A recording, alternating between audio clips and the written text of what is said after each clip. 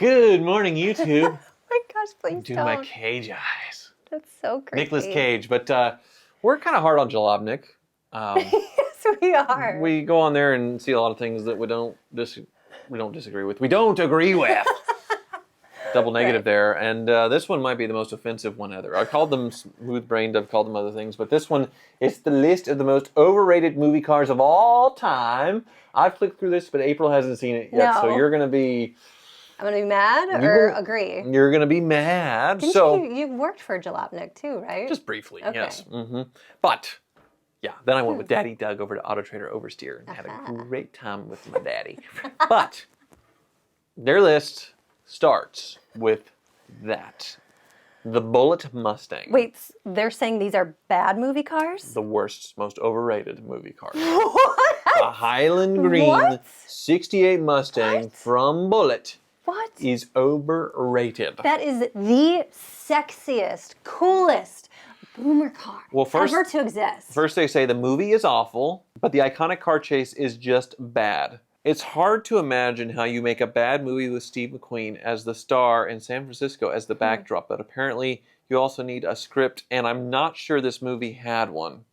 Want the best car chase and an incredible movie? Watch The French Connection. What just happened to our world? What's going on? The movie's a little slow, and Steve McQueen, you know, he's doing his looks and his faces and his things, you know, he's a little self-indulgent in that sometimes. From that era are very similar. They're all kind of slow. And like, you know, when your daughter watches a movie with us that we grew up with, she gets bored right away. And every generation it gets faster and faster, and they need to be more enthralled with it. And every time they took a turn, like a hubcap would fall off a car, and then the same hubcap would keep falling off and all that stuff. And, you know, it was a little goofy and stuff. But they actually shot it in the streets of San Francisco. It was a massive undertaking to do this, and you can go and drive the route in the movie that they did in the chase, because they literally wanted to make it as realistic as possible in that sense. And Steve McQueen drove it. He drove well. The cars jump. I mean, it's not a bad chase scene. And this Highland Green 68 Mustang is not an overrated movie car. That 68 fastback Mustang is beautiful.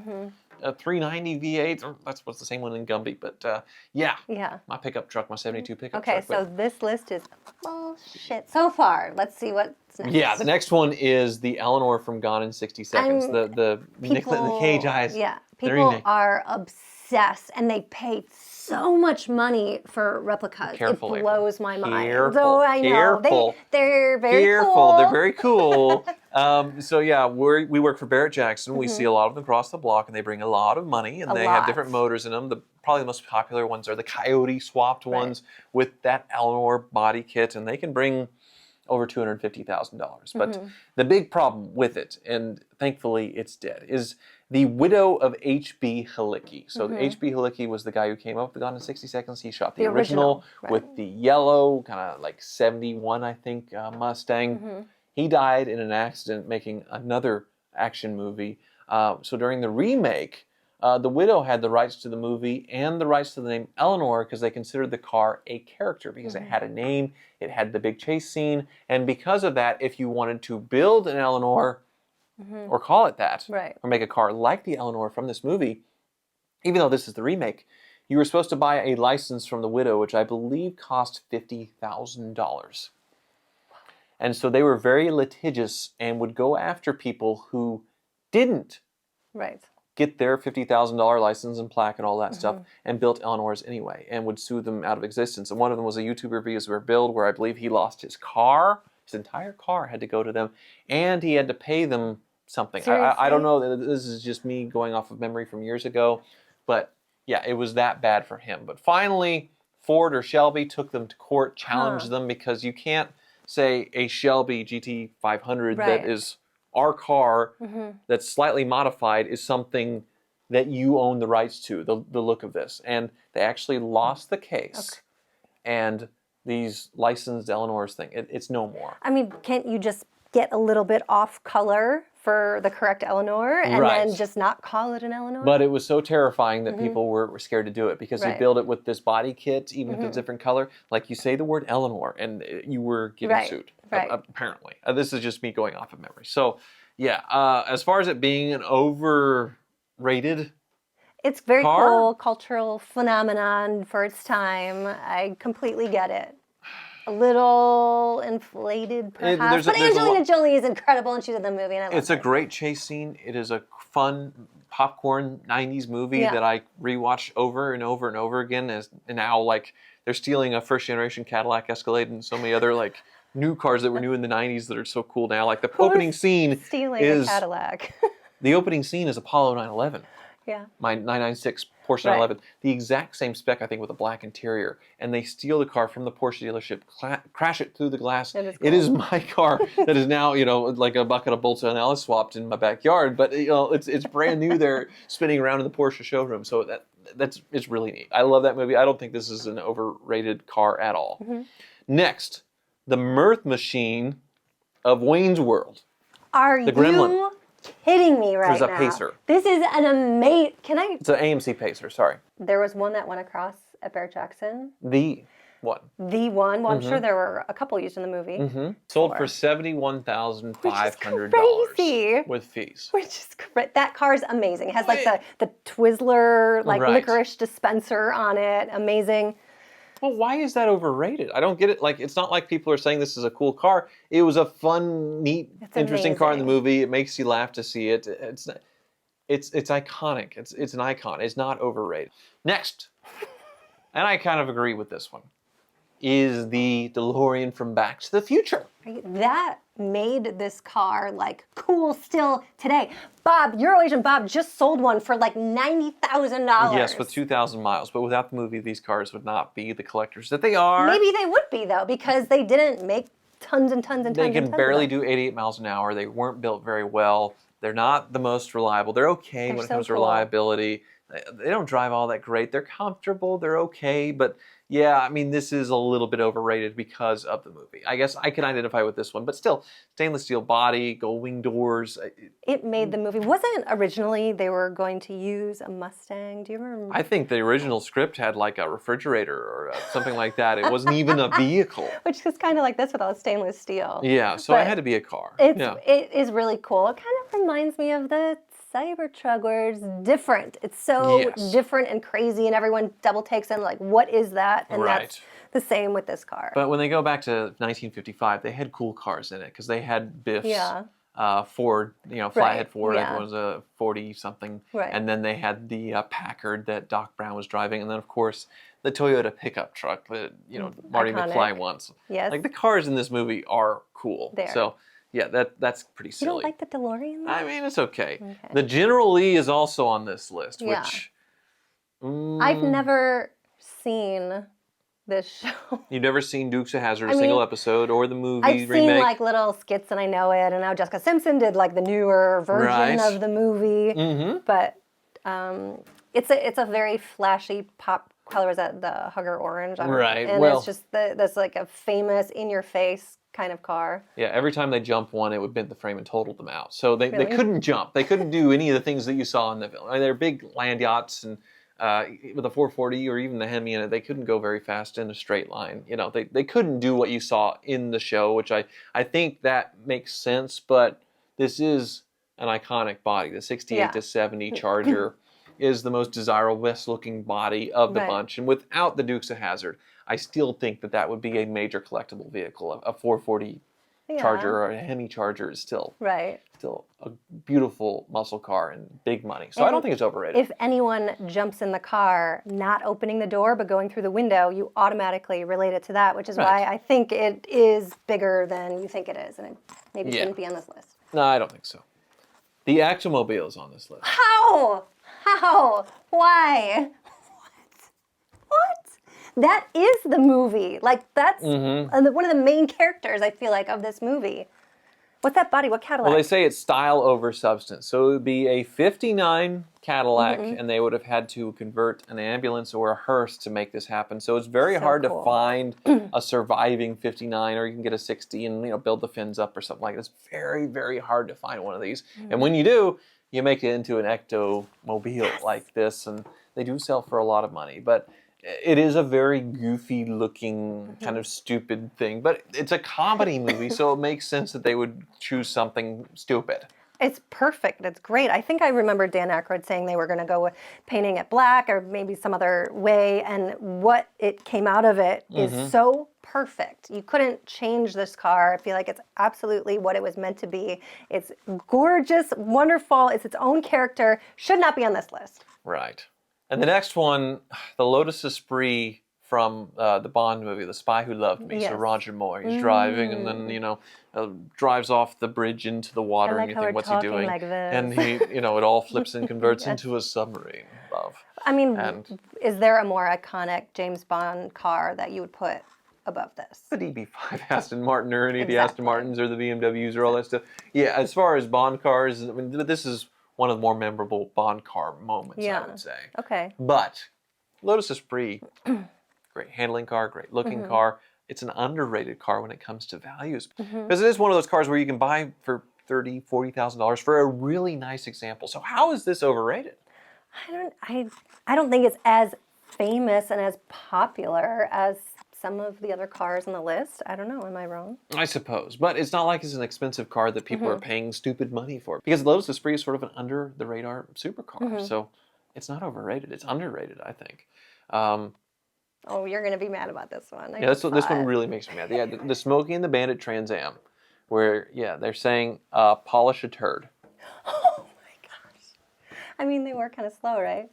By the late 70s, mid-late 70s, yeah, the 455 or the 400 cubic inch Pontiac motors were way wheezy, way underpowered. You love these. Whenever you talk about them, you just get so excited. You are the encyclopedia of what is the movie correct version of these cars. Well, it's not that hard. It's a special edition Trans Am where it has all the gold in it, the gold, you know, cat-eye tear ducts, the gold snowflakes, the gold engine turn finish dash, all the pinstriping, the lettering and all that stuff. It was the black Trans Am special edition, T-tops, black vinyl interior, and you put the CB on it. And you have the Smokey and the Bandit Trans Am. It made not too many of them in 77 because that's when the movie came out, but then in 78 there are a gazillion of them because everybody wanted to go buy one because of the movie. It was one of the biggest marketing successes for Pontiac ever. Yeah. And obviously not a performer in the movie itself. You can easily tell that the footage has been sped up dramatically because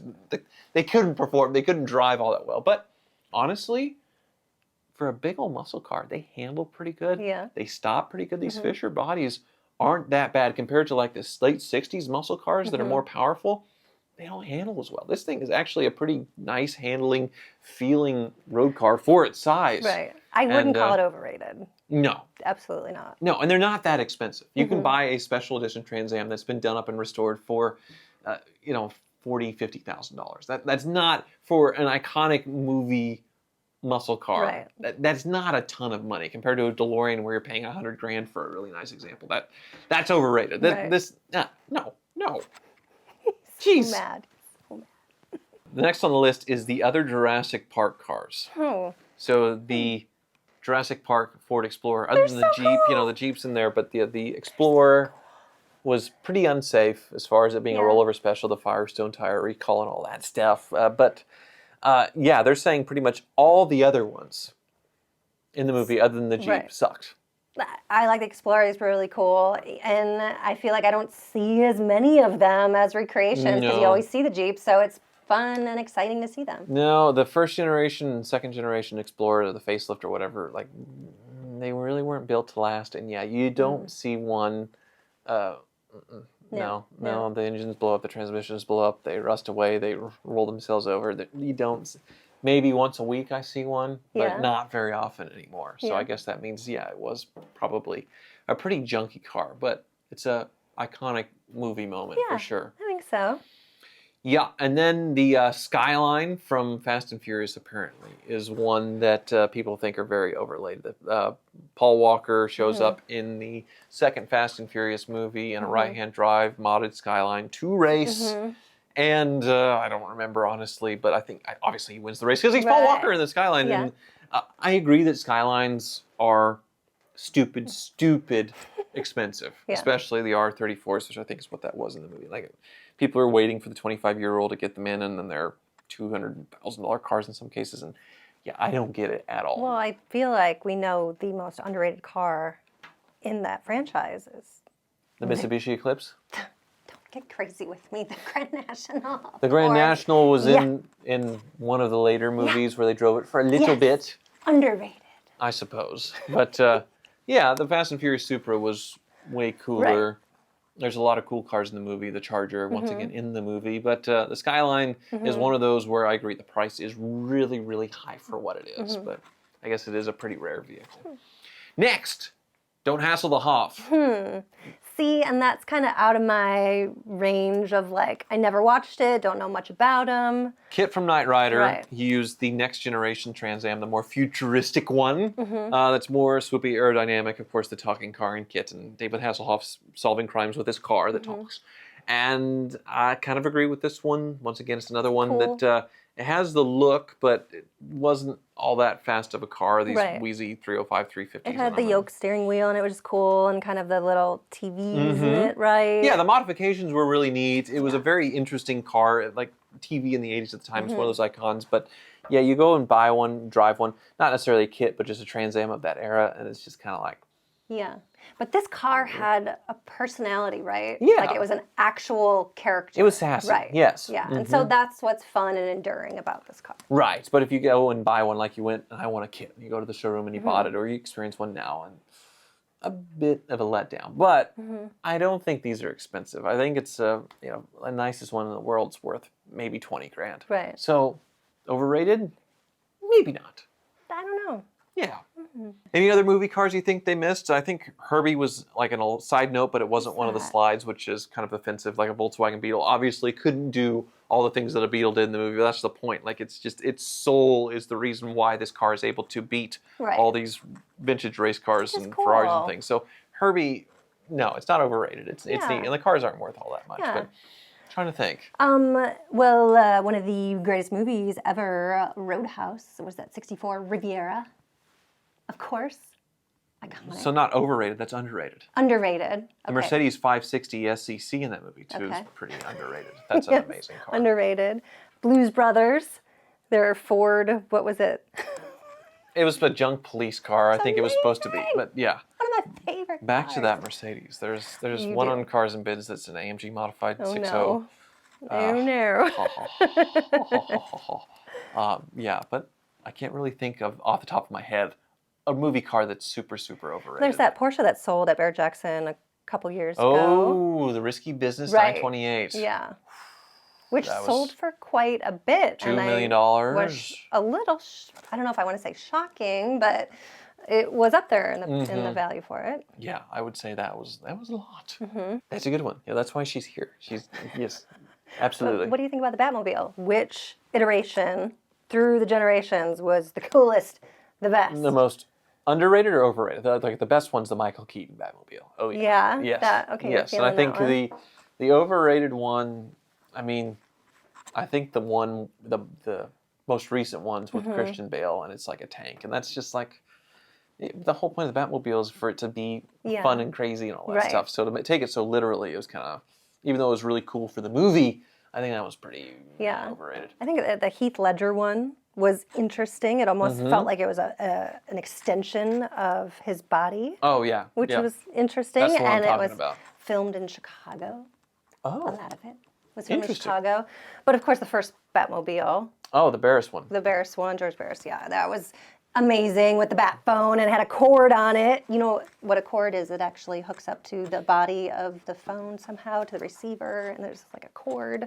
And one of the most famous Barrett Jackson moments ever, which I believe was $5 million, right? Right, I think $4.2 million it sold for, which is incredible. And that's a piece of movie history. That car is iconic. Maybe, top 3 or the top movie car ever, would you say, is the Batmobile? Yeah, but that was a TV show, but yes. What is your, ultimate, you want in your garage one day, favorite movie car? Well, it'd be something expensive, but I think my favorite is Herbie. Oh, okay. I love Herbie. Oh, and I guess the that's really Cannonball Run Countach would be one. But Yeah. I just like Herbie. I like the personality. That's why I grew up just loving the Herbie movies, watching it over and over again. How about you? Yeah. At the moment, I feel like we didn't give this one a mention, and it's an honorable mention. The Muttmobile, was it called, from Dumb and Dumber? How amazing is that car? Come on. No? Yes? What would happen Yes? when it rained on the Muttmobile with all that carpet. It would get very heavy. It would get very heavy and get very moldy, get very nasty. They're nasty, yeah, but it's possibly a dream car. I wonder if that car's still around. Thank you so much for watching.